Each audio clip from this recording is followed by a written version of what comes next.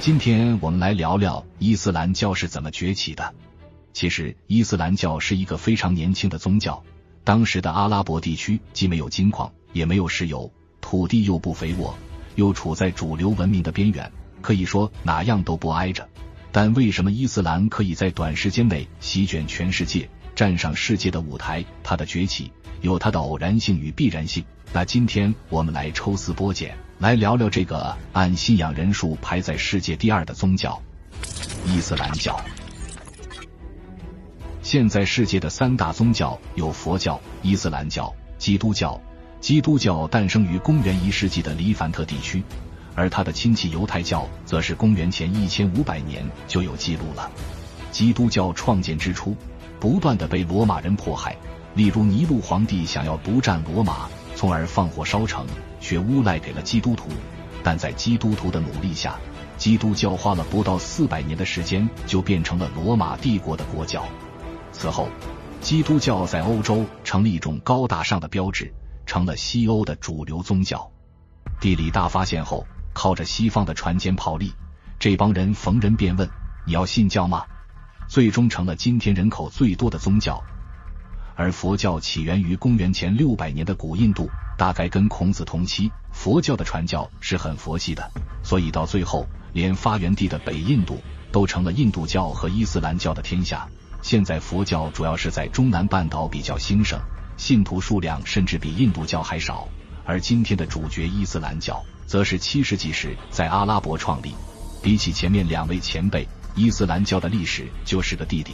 但却以席卷之态，在短短几年就统一了阿拉伯世界，接着向外扩张，成了全世界发展最快的宗教，同时也是世界第2大宗教。我们先来看看伊斯兰教的崛起。在伊斯兰教诞生前，也就是在公元600年时的全球形势，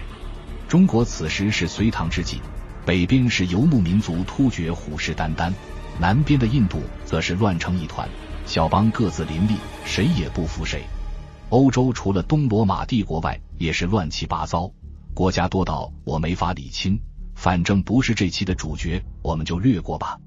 主要还是要看看东西2大扛把子，波斯萨珊王朝与东罗马帝国。而这2大帝国为了抢夺贸易通道的控制权，前后打了700多年的战争，最后100年甚至越打越来劲，杀到了刀刀见骨。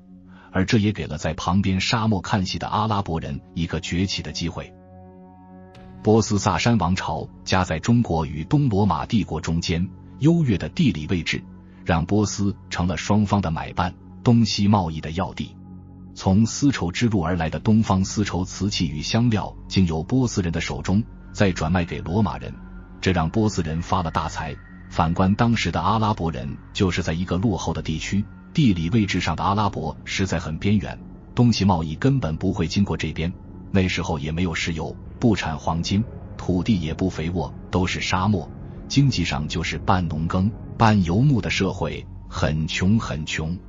政治上，阿拉伯人是由各个游牧部落组成，各自为政，从不是一个强大的帝国过，一直是松散的城邦。反正大家都是没钱赚，你种你的田，我养我的牛，能互相交流的机会不多，所以也没有统一的必要。简单说来，就是一群边缘人。但事情总是有个转机，罗马与波斯2大帝国已经够有钱了，可双方都想要能吞并对方，变得更有钱，于是连年征战。这也让传统的丝绸之路中断了，商人们只好另外找一条安全的通路，于是开发了从印度洋经过阿拉伯半岛到东罗马帝国的航路。因此阿拉伯半岛就从边缘人一跃成为了东西贸易的枢纽点。来自欧洲、非洲、印度甚至中国的商人都汇聚于此，这就让阿拉伯人越来越富有，原本种地放牧的经济形态摇身一变，成了以商业为主的暴发户。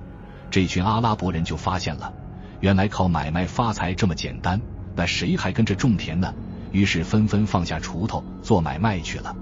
阿拉伯地区开始产业转型，从农业转型为商业，但商业需要通过商品的流通来提高价值，而想要经济交流顺畅，就必须打破政治的藩篱，因此也就有了政治上统一的必要。而又那么刚好，穆罕默德此时创立的伊斯兰教，让阿拉伯土豪们有了心理上的寄托。阿拉伯人要让全世界知道，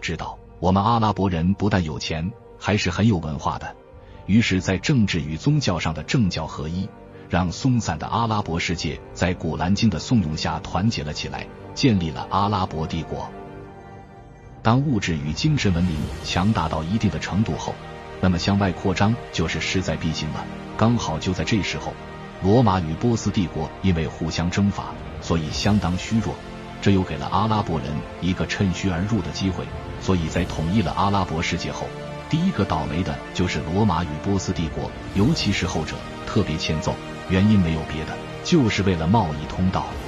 要是哪天你们两国和好了，那传统的贸易通道就恢复了，那我们阿拉伯就再也不能靠买卖发财了。所以阿拉伯人就把当时控制东西贸易核心的波斯帝国列为了首要消灭目标。本来是波斯帝国控制了两河流域和伊朗高原，不但土地肥沃，地理位置也很优越，所以不管比种田还是比贸易，波斯帝国都是远胜阿拉伯人的。不过因为欧亚两大势力火拼多年，阿拉伯人又被新商路养得肥滋滋的，就在此消彼长的情况下，波斯帝国尝到了弯刀与古兰经的厉害，最终臣服于了阿拉伯。而东罗马帝国则被打成了猪头，不仅无法在传统商路上取得掌控权，连原本在亚洲与非洲的地盘都被阿拉伯人抢走了大半。这就是历史的偶然性。但罗马与波斯打了700多年，阿拉伯人也看戏看了700年，那为什么直到7世纪阿拉伯人才从观众变主角呢？这就是历史的必然性。经过700年的发展，随着人们生产水平的提高，航海技术进步，让商业成本越来越低。举个例子，以前生产1000匹的丝绸从中国运到罗马要1年时间，现在因为制作与航海技术进步，生产与运送时间大幅缩短，只需要3个月。另一方面，人们因为越来越有钱，渴望美好物品的欲望也越来越高，购买力提高也刺激了商业的发展。在成本降低、需求提高的情况下，就变成了搞贸易非常赚钱。正因为如此，商人才愿意开发阿拉伯这条新航路，才让阿拉伯从边缘人物一跃成为暴发户，从而有了能力胖揍波斯与罗马帝国。就这样，短短100多年，阿拉伯人前后征服了叙利亚、埃及、美索不达米亚、波斯、阿富汗、北非与伊比利亚半岛，建立起了一个欧亚非大帝国。虽然没有能力去征服中国、印度与欧洲这些农业大国，但阿拉伯人始终掌控着这3者的海陆交通要道。阿拉伯人就这样靠着绝佳的地理位置与出色的商业经营模式，也把他们的信仰伊斯兰教传播到了世界各地，像是中亚、东南亚各岛屿、北非纷纷伊斯兰化。简单说，伊斯兰教与阿拉伯人相辅相成。伊斯兰教是商业催生出来的，但为了保证阿拉伯文明的历久不衰，就必须有一个强大的信仰去支持，不然没有伊斯兰教的阿拉伯就会像是蒙古一样，空有强大的武力，征服了许多土地，但却马上分崩离析。曾经征服了中原的蒙古人最终被喇嘛教所收服，征服中亚的蒙古人则被伊斯兰同化，而消失在了历史舞台中。话说回来，就算是强大的阿拉伯帝国也只强盛了200年，到了9世纪后就开始走下坡了，取而代之的是突厥蒙古与卷土重来的波斯。所以历史从来就是个循环，也许世界的本质也就是循环。